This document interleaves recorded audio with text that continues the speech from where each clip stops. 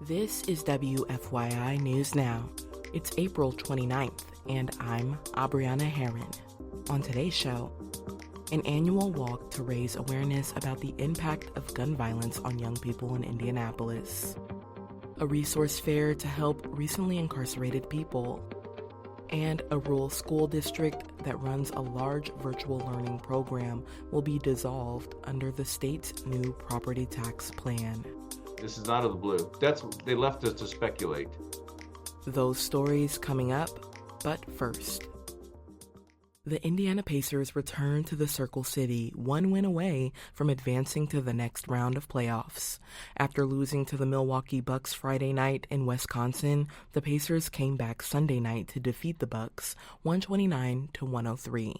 Sunday night's game puts the Pacers at 3 wins and the Bucks at 1.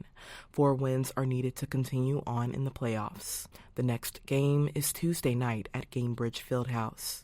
Tip-off is at 6 p.m. Young people in Indianapolis came together for the annual Peace Walk this past Friday night. They marched among more than 100 people to raise awareness about the impact of gun violence on youth. Tony Lopez is a deputy director focused on violence reduction for the city.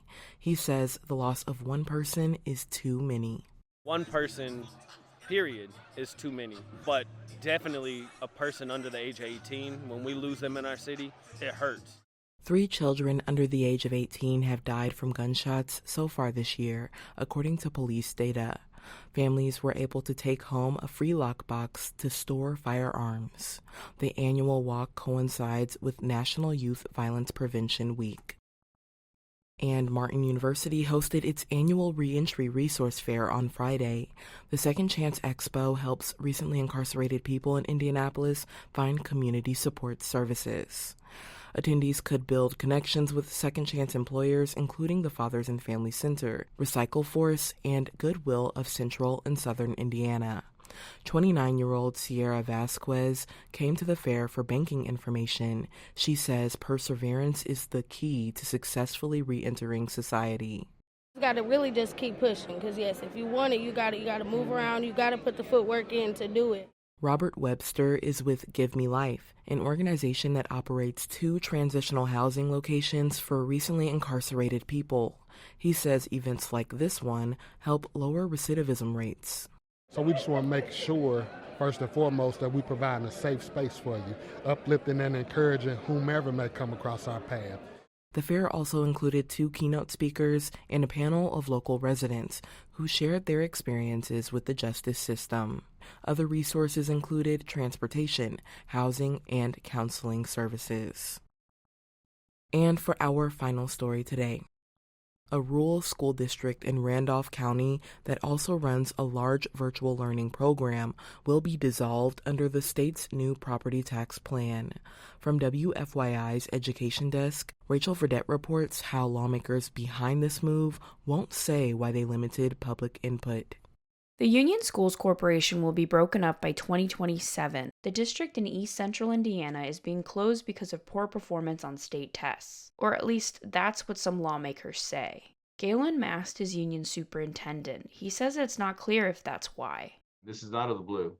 They left us to speculate. Its students and funds will now be split between 2 neighboring school districts. Both districts will also receive a cut of Union's property tax revenue. Republican Representative J.D. Prescott wrote the legislation to close Union. He won't say why the legislation was introduced at the last minute.